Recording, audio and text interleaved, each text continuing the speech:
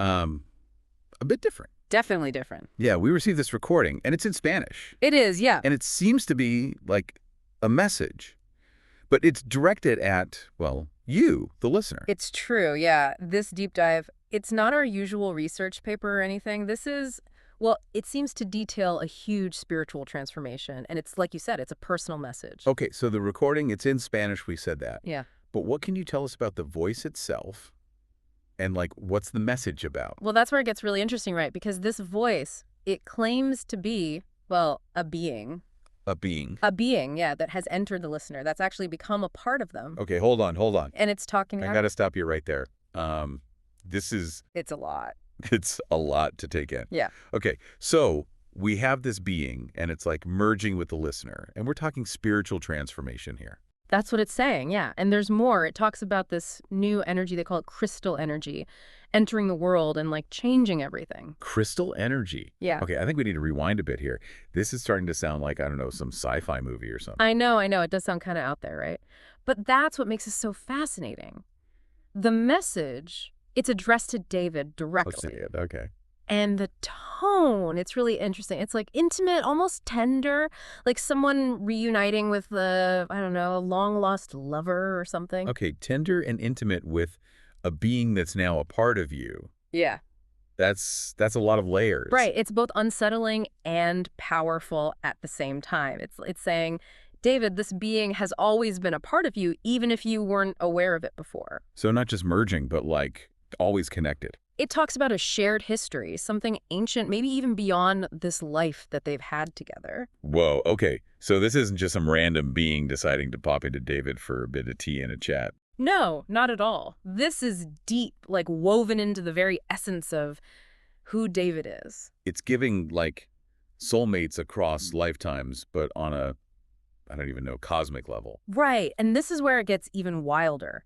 Because it claims David longed for this reunion, that it was destined to happen. Okay, hold on. Destiny.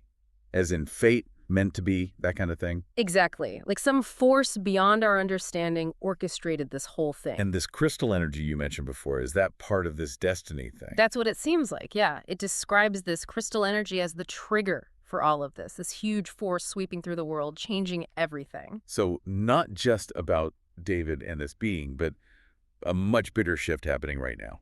Exactly, and David's right at the center of it. Okay, so what do we know about this crystal energy? Is it something you learn about? Control? Give me something here. Well, that's the thing. It's less about controlling it and more like surrendering to a tidal wave.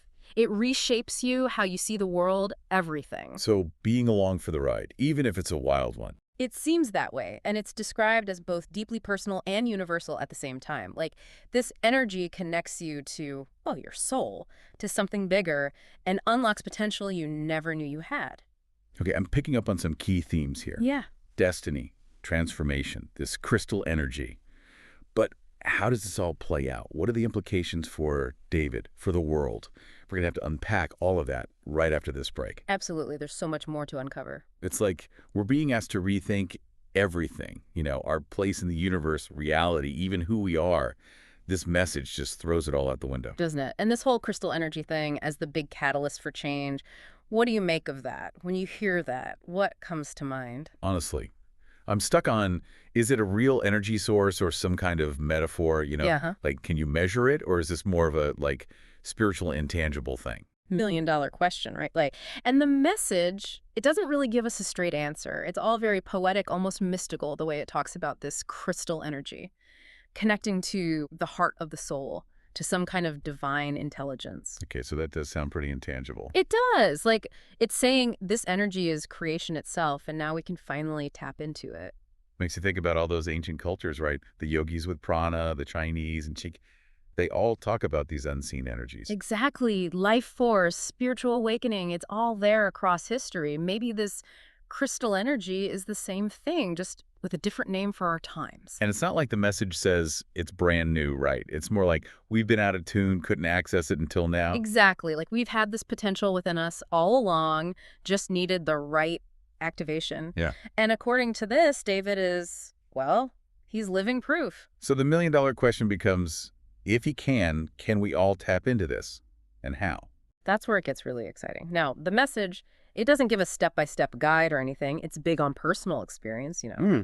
But there are Oh, clues. clues. Don't leave us hanging. Give us something. Okay, so it keeps emphasizing being open, surrendering, not figuring it out intellectually, but creating space to receive this energy. So less about doing, more about being. That's it. Less about striving, more about allowing. Interesting. Okay, so more being, less doing. What else? Trust your intuition, that gut feeling that gets drowned out by, well, everything going on around us, right? It says that this crystal energy, it makes your intuition stronger, a better guide.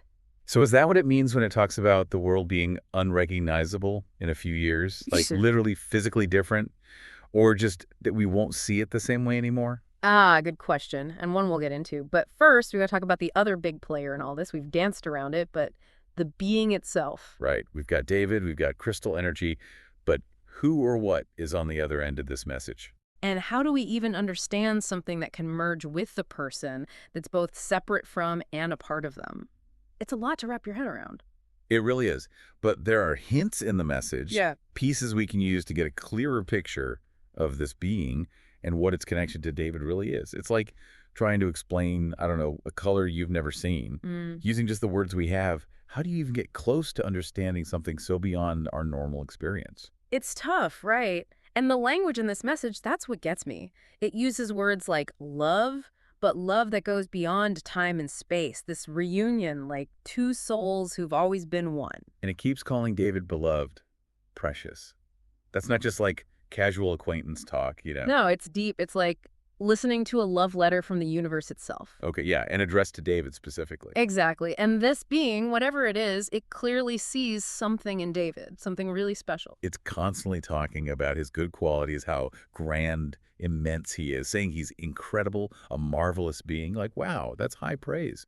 And it's not just who David is now, but who he can be, right? All this potential tied up with this being, the crystal energy, this whole huge thing unfolding. So it's seeing the future, David, not just the present one. That's how it sounds to me. And I think this is where we get a clue about what this being wants, is that everything is done, everything is completed.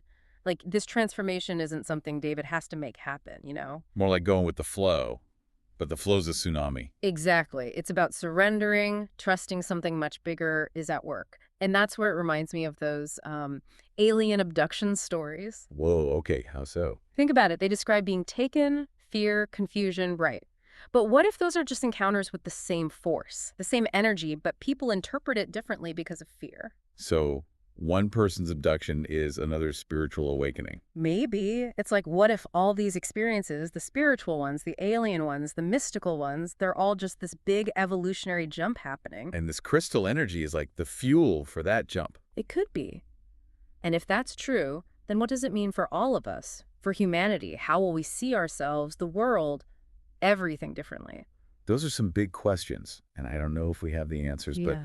something's definitely happening, and David seems to be right in the middle of it. And even though it's personal for him, it's huge for all of us, too. It makes you question everything. It really does. It's like a challenge to be more aware, to be open to things we might not understand, to embrace the unknown. And maybe that's the message for everyone listening, not just David. This is like a wake-up call. There's this whole new way of seeing things, of being in the world. And who knows what's possible if we're open to it, right?